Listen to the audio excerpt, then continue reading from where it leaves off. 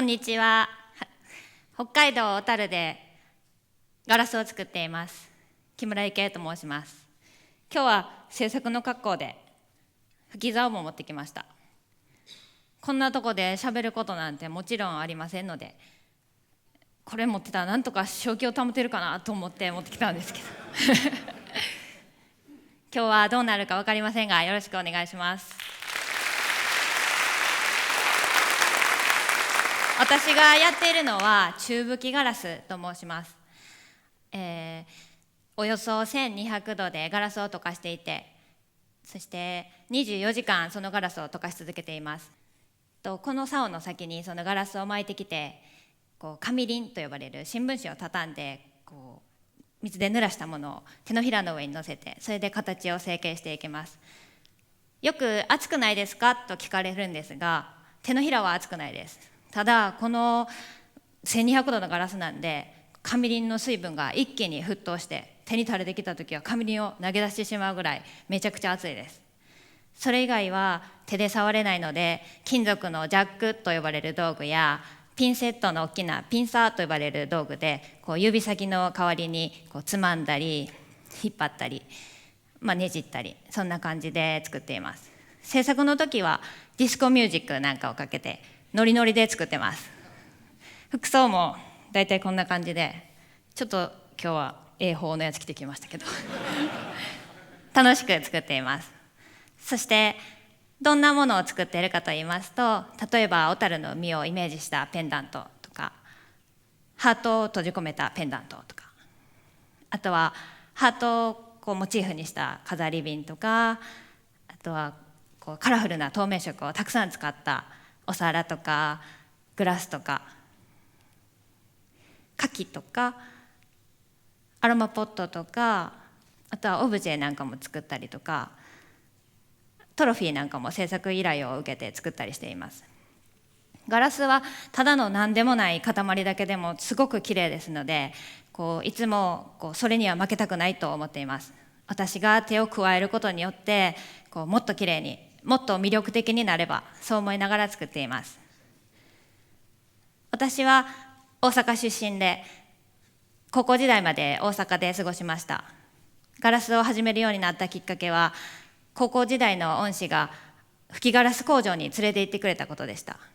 そこには真ん中に大きな窯があって、ゴーゴー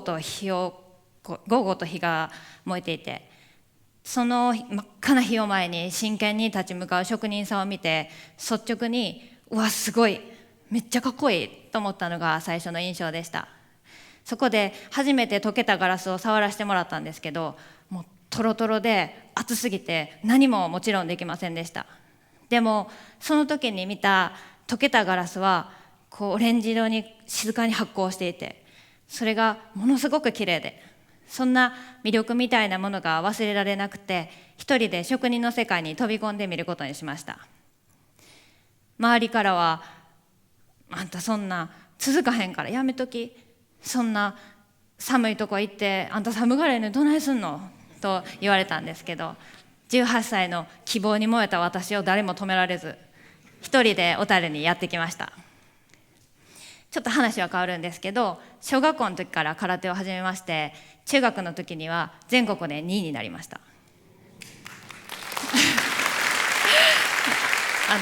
すごく負けず嫌いで一番になりたいと思ってたんです。正直ガラスを始める時も若かったですし、世間知らずでしたし、もしかしたらこれやったら一番になれるんちゃうやろかなんて思ってたんですけど、そんな根拠のない自信みたいなものはその後速攻でズタボロになりました。職人の世界に飛び込んだはいいんですけど、その世界は私が想像してたよりもはるかに厳しい世界でした。どんどん辛くなっていって頑張ってはいたんですけど、毎日しんどくなって、当時は携帯電話も持ってなかったですし、雪の中公衆電話から電話するんですけど、テレホンカードの数字がみるみる減っていきますし、近くに話ができる友達もいなかったですし、家族には弱音は吐きたくなかったですし、そんな感じで精神的にも結構追い詰められていって、しんどくなっていたんですけど、ふっと見える小樽の海の景色には何度か心を救われたのを覚えています。ここまで近くに海とかはなかったので、海ってええなと思いました。そんなところでギリギリで頑張ってはいたんですけど、やっぱり挫折してしまいました。職人の世界に飛び込んで2年で辞めてしまいました。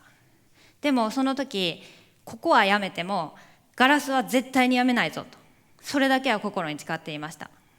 そして大阪に帰ってまた新たな場所でガラスに携われることになったんです。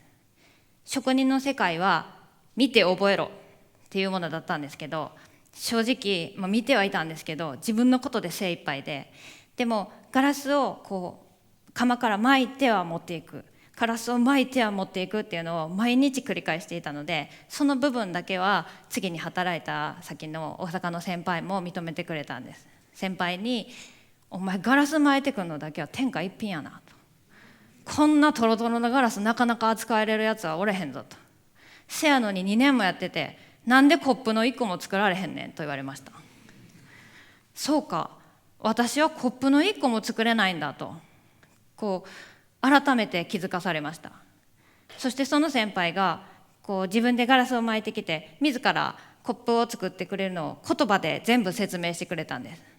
ここはこの時にこうやからここでこう冷ますんやとか、そんな感じで、そうすると今まで見て覚えてきたものが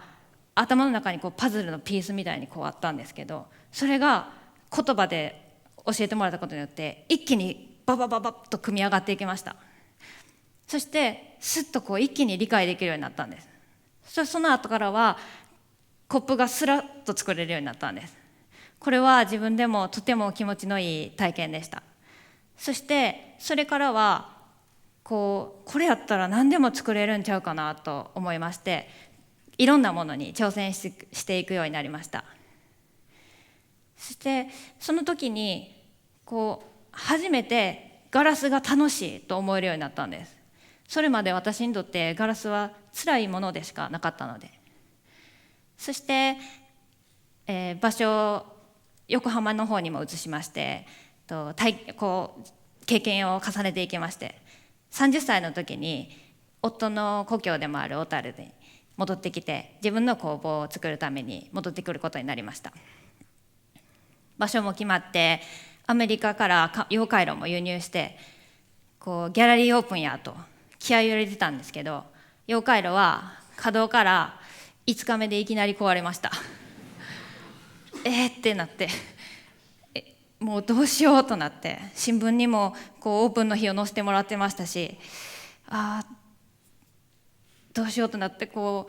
泣きながら夫と一緒に食べた焼きそばの味は今でも忘れられないです。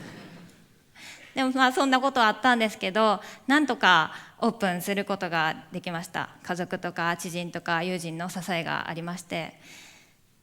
そして私が独立すると腹をくくって、これで生きていくと決めた時から家族の態度も変わってきたような気がするんです。特に父は大阪から小樽に来るたびにギャラリーの中の机なんかを夫を一番弟子にして作っていってくれています。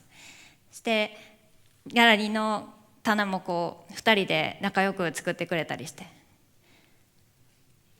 そして夫は父の一番弟子に加え、私の専属アシスタントにもなって工房での作業もずっと一緒にやってくれています。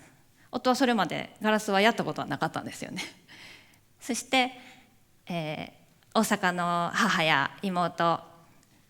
小樽の夫の母も内職や経理なんかで手伝ってくれるようになりまして、私の独立が家族の共通の話題になるというのは最初から意図していたことではありませんでした。ガラスを始めた頃は一人でガラスを頑張って、いつか家を建てたらみんなが幸せになれるんちゃうかなとか、そんなようなことを思ってたんですけど、私の想像しないところで家族の絆は深まっているように思います。そして今ではもう一つガラスを続ける理由が増えたような気がします。プロポーズに使いたい、大切な瞬間なので協力してほしい。遠方から年に一度の楽しみと言って来てくださる方、あなたを見てると小さい頃に体が不自由になった娘が元気だったらという姿を想像する。力強い握手とともにあなたを応援してると言ってくれたおばあ様、そして届く手紙、いつからかガラスを作ることで随分と人様の人生に触れることになっていました。そして人様の人生に触れることは正直楽しいことばかりではないです。つい去年もこんな出来事がありました。釧路の村上さん、この方はギャラリーをオープンしたての頃、もうギャラリーを開けても誰も来てくれない、そんな時に雑誌を見て素敵と思って来たのよと言って来てくださいました。あなたの赤を見ると元気になるのよって言ってくださいました。村上さんは長い間がんと闘病されていました。本当はね、辛い時はたくさんあるのよ。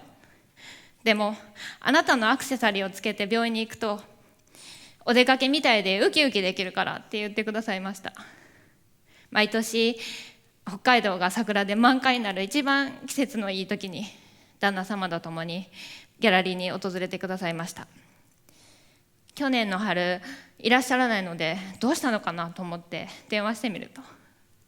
すでに亡くなられていました。悲しくて涙が出ました。ガラスをやっていなければこんな悲しみを味わうこともなかったのかなとさえ思いました。でも村上さんがくださった温かさは私は生涯忘れることはないと思っています。喜びも悲しみもすべて受け止めていきたい、そう思える出来事でした。何かを作る理由、続ける理由、何を作るかというのは私は変わっていっていいと思っています。また変わっていくもんなんじゃないかと思っています。よく将来何を作りたいですかって聞かれることがあるんですけど、私はこの答えにいつも困ってしまいます。というのも将来作りたいものはその未来にならないときっとわからないような気がするんです。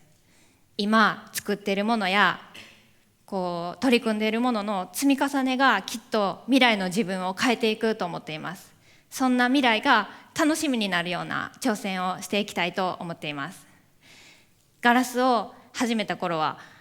市場になりたいという向こう見ずな理由でした。そして挫折をした後は維持で続けてました。ガラスの技術の習得にワクワクして続けてきた時もありましたし、習得技術がついてきた頃からは次はどんな表現をしてみようかなといつも考えているような気がします。これからもガラスを作る理由は変わり続けると思っています。でも最初にガラスをやりたい、これやと思った時のそのスパークリングな気持ち、それだけはずっと信じ続けたいと思っています。だから私はガラスにこだわっています。いつか海の見える場所に工房を作って、これからももっともっと人の心に響くような作品を作り続けていきたい。それが今の私の夢です。今日はどうもありがとうございました。